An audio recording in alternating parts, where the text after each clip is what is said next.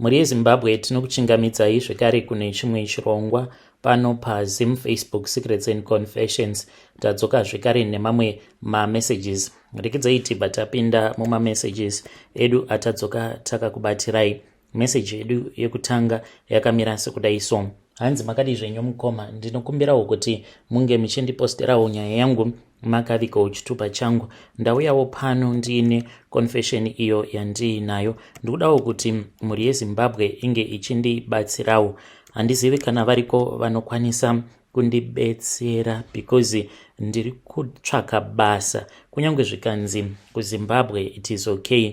Ndine imwe couple iyo yandiri kushandira. Couple iyi ndiye kumusha, vanhu vane mari dzavo, kunyange kana ukasvika pamba pavo unotorohwa kana nehana kuti pamba ipapo panogara maZimbabweni. Vanhu vekuti vakauyawo kuno kudharadhara ndokubva vachizokwanisa kuwanawo mukana vakaitawo mapemiti, ende murume wacho anotodzidzisa payunivhesiti. Saka pandakatanga kuvashandira vanhu ava, it was an introduction kubva kune imwe friend yangu. Saka iye anoita zvewelding, vainge vachida kuweredherwa gedhi ravo. Shamwari yangu ndokubva achizopiwa piece job racho iroro nemurungu wake, because murungu wake ainge akaenda kuvacation. Ndopavakabva vachizomuudza kuti vainge vachitsvaka gardener. Saka ndakatanga ndichishanda zviya zvekuti paweek ndaikwanisa kuendako 1 or 2 days. Kudzamara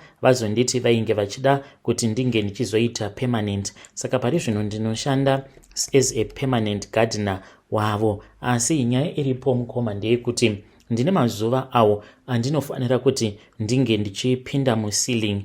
Nyaya yacho yakatangira pakuti murume wacho aiti giza rinoda kupota richidzimwa, but uchitoridzima unotofanira kuti unge uchipinda muceiling. Pane kamwe katape karimo muceiling umo maunotoita zvekutodzima kuitira kuti mvura yacho isazoenda kugiza. Saka vakazonditi ifanira kuti ndinge ndichiti each and every week pandinopindamo muceiling ndinopinda ndiine huku mhenyu. Pandakatanga kupindamo muceiling ndiine huku mhenyu yakangobhubha ka1 ikabva yafa. Mukomana zvinhu izvi zviri kuramba zvichingoitika. Kana ndikapindamo muceiling ndiine huku mhenyu, huku iyoyo inobva yafa ndisati ndatomboburuka, huku yacho inenge yatofa mukoma. Saka ndichiuya panapa ndikudawo advice kubva kumhuri yeZimbabwe. Vedare ndo message iyo yandakatumidzirwa ichibva kuna Haidi. Haidi iye ari kuti kune vose avo vachamubatsira, hanzi ndibatsirei zvenyu, asi ndiri kukumbirawo kuti mundipewo masolution. Ari kuti ari kutsvaka basa nekuti vanhu vacho vaari kushandira ndeve kumusha zvavo. Hanzi vava nenguva vasina kumbodzokera kuZimbabwe. Hanzi vanotoita sekunge vasina hama, hapana kana munhu anombosvikapo pamba pavo, panongogara parizi sekunge vanhu vasisina kana hama. Hanzi stress yangu iri pakuti ndinofanira kuti ndinge ndichizopinda muceiling nehuku mhenyu. Pakaipa havana kuzondipindura mukoma ava pandakavabvunza kuti saka huku idzi dzamuri kuti dzinofira muceiling, chii chinozoitika kwadziri? Havana kuzopindura meseji yacho.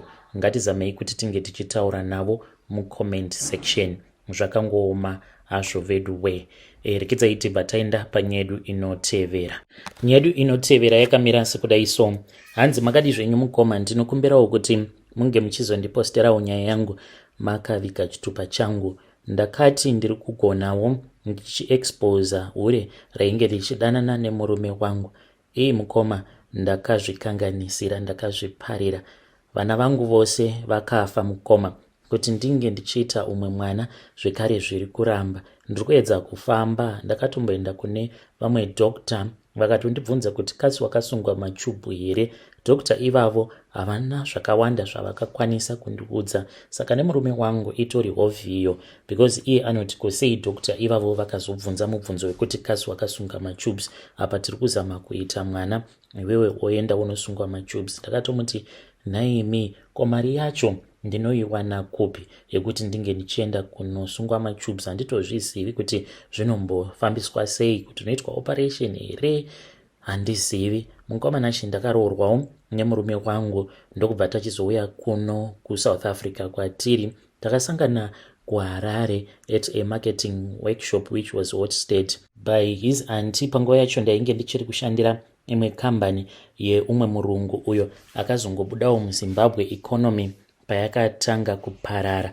Murume wanguwo akabva achizomiswawo basa, tikangotanga kurarama upenyu hwekutamburira. Tainge titori netarisiro dzekuti taifanira kuti tinge tichizoenda kumhiri kwemakungwa, asi hazvina kuzonyatsokufamba zvakanaka. Tikauya muno muSouth Africa, but takatombotanga tanogara kumusha kwavo uko kwatakanosukwa nenhamo 2 bed kumasvingo.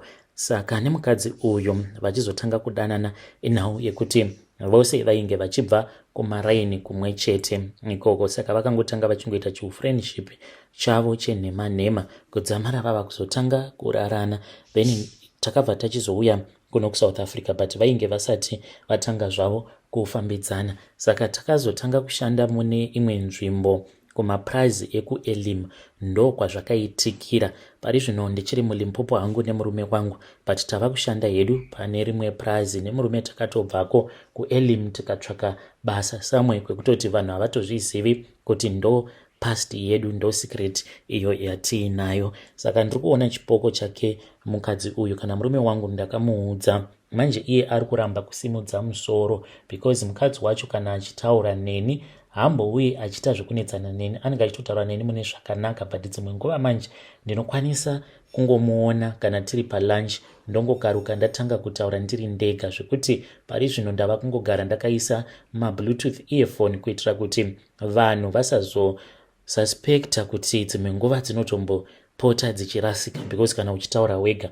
handiti ndo kutorasika kwacho kwepfungwa here. So mukomana mukadzi uyo anenge achiti udza murume wako kakuti ndava kuda kuzorora, ndiye akandiurayisa, iwewe handina basa newe, because ainge akandiudza kuti ainge achazokuramba nekuti mainge muine maproblems enyu. Iniwo wangu murume ndainge ndakamuudza kuti ndainge ndava kusada nezvake, akangoramba akabatirira pandiri. Chiudza kamurume wako ange achienda kunoudza hama dzangu kuti ndiye akandiurayisa, akandinyepera, ndiye akandiurayisa, akandinyepera. Saka anozongoramba achidzokorora mashoko iwawo zvekuti nzeve dzangu dzinozokumisidzira dzava kutorwadza. Zvandinoita mazuva ano ndinozongobvisa maearphone angu ndotanga kukwenya munzeve ndichita sekunge ndinenge ndakuvadzwa nesaundi yemaearphone, asi iye achitaura kudaro ndinenge ndichitonzwa nzeve dzangu dzichirwadza. Mukadzi uyu asati azviuraya mukoma ndiye akatotanga kutotaura neni achitsvakawo basa. Ndikabva ndachizobvunza murume wangu kuti zvainge zvichiita here kuti mukadzi uyu ange achiuya. Murume wangu akati kwete, zvatichaita ndezvekuti tichati murume wacho ange achitanga auya, nekuti kana iwewe ukatumidzira mukadzi uyu mari hongu angava ari munhu wandinoziva wekumaraini, but hatisi that close. But zvinozoitika mune ramangwana ndezvekuti kana akazosvika kuno akazowana umwe murume akatanga kugara neumwe murume, iwewe ndiwe unozonzi ndiwe wakamupfuurira. Saka tichaita kuti murume wacho atange auya kuno, basa anoriwana. Saka takabva tachizovakweretesa mari, then murume wacho akazouya kuSouth Africa akazotanga kushanda, but basa akazoriwana paprazi rimwe riri panext door. Zvimwe kuda dai kwanga kuri kunzi iye murume wacho ainge akawana basa paprazi patainge tichishanda, maybe murume wangu angadai asina kuzowana mukana wekuti anga achifambidzana naye mukadzi iyeye. Saka mukadzi wacho akazouya I think after 2 months or so, ndopa akazotevera murume wake. Akangosvikawo yainge iri nguva yemapotatoes, akabva awana basa paprazi patainge tichishanda. Ipapo ndikatotanga kutowirirana naye, vainge vachingoitana sisi nabhuti nemurume wangu. Murume wangu ndopa akazotanga kufamba nemotikari yemurungu. Saka dzimwe nguva taitoti kana tichida kuenda kutauni taingoenda ka1 tichishandisa pickup iyoyo yemurungu. Nedzimwewo nguva murume wangu aikwanisa kuzongotakurawo vanhu vepakomboni one by one, kana kuri kunzi inenge iri weekend umwe munhu achida kuenda kutown ari ega achida kunotenga zvaanenge achinzwa kuda kutenga. Murume wangu ainge akanzi asaramba nemotikari nekuti murungu ndiye aidira dhiziri. Saka ndainge ndisingakwanisi kuenda nemurume wangu kutown each and every time, plus semunhu wandainge ndichivimba naye handaimbofungidzira kuti angazosvika pakuita zvinhu zvakadaro. Saka vakazotanga kungoronga nzendo dzavo vari vaviri vachienda kutown, vobva vaenda vobva vanorara kumaguest house, but vaingonorara kuda maybe half a day vobva vadzoka vatopedza basa ravo, vaitanga vaita shopping dzavo, then vobva vachizoenda kuguest house vobva vachizouya kuprazi. Ini handinawo chandainge ndichimboziva. Nekufamba kwenguva mukoma ndo pandakabva ndachizoona mamwe mapictures mufoni yemurume wangu. Ndakangomatora mapictures iwawo ndikamasavha nemamwe mascreenshots emachats awo aainge achiita nemukadzi iyeye. Pandakazokonfranta murume wangu akabva andirova ndikatiza, ndikabva ndachizoenda ndikanogara pane rimwe prazi apo painge pachigara shamwari yangu. Saka akandibvutira foni zvekuti ndakatadza kuzivisa murume wemukadzi wacho iyeye uyo ainge achidanana nemurume wangu. Ndakazoenda kumba kwefriend yangu ndikatanga kugara naye. Ndainge ndakamutumidzira picture uye zvekare nemascreenshot, but handina kukwanisa kuzomutumidzira mamwe mapictures awo avainge vakatorana vari mulodge. Nekurwadziwa ndichitoona kutoti murume ainge asina kana basa neni. Ndipo apo pandakazongotanga kungojoina magroup. Ndaingosanganawo nemaadmin akangosiyana-siyana pamafacebook ndichivaudza nyaya yangu, ndichingovapawo mascreenshot. Handina kuziva kuti zvandainge ndichiita mukoma mukurwadziwa kwose uko kwandainge ndichinzwa mumwoyo mangu zvaizotokonzeresa kuti mukadzi uyu ange achizokomita suicide. Ndakangoti ndiri kumukaurisa, then ndokubva ndachizotanga kuona vanhu vakawanda vachiposta mumagrupu avo mapictures aya andainge ndichivatumidzira, zvekare zita rake nesurname. Saka vanhu vainge vachimuziva vakatanga kumutega hama dzake uye nehama dzangu, hama dzemurume nehama dzemurume wake. Ndokuzotoziva kwakazoita murume wake kuti mudzimai wake ari kumuhurira. Saka nyaya iyi payakazosvika munzeve dzake, vainge vari kubasa, hanzi akafonera mukadzi wake akatomuudza kuti ndatora mabasa, nhasi ndikuda kukuuraya. Mukadzi uyu mukoma akangopinda pashedi ipapo patainge tichishanda, kwava kutora mushonga wemapete akanwa nedhibha akanwa, akazonongwa musango akafa mukoma Nashi. Ndo zvakaitika izvozvo. Ndakatombotiza ndikadzokera kumusha, even though murume wangu akandiblema, but hama dzake dzakamira neni. Ivo vakangoti munhu uyu azviuraya nekuda kwekuti murume wake azoita find out. Fast forward nemurume wangu takazotaurirana tikati ngatiitei zvinhu zvedu tiri pamwe chete sevanhu vakaita vana vari pamwe chete. Ndokubva tatanga kugarisana mune zvakanaka. Vana vedu vakapera kufa, mukadzi uyu ndiye akatidzipira vana vose kupera kufa. Right now tiri kuzama kuti tinge tichiita mwana, but zviri kuramba. Saka ndiri kutsvakawo maadvice kubva kumhuri yeZimbabwe. Murume wangu iye haatodi kuti tinge tichienda kumba, nyaya iyi inge ichigarirwa pasi tikwanise kuonesana kuti tozvifambisa sei. Anoramba anongopopota pose apo pandinoda kuzama kuti ndinge ndichitaura nezvayo. Kana mukaposta nyaya yanguwo ndiseviseiwo, ndichange ndichizotevererawo ndiri mucomment section. Vedare ndo message iyo yandakatumidzirwa ichibva kuna vanzvadzi vedu. Ngatizamei kuti tinge tichitaura navo vanzvadzi vedu ava mucomment section. Zvakangooma hazvo vedu we. Pakaipa. Rekedzai tibva taenda panyedu inotevera.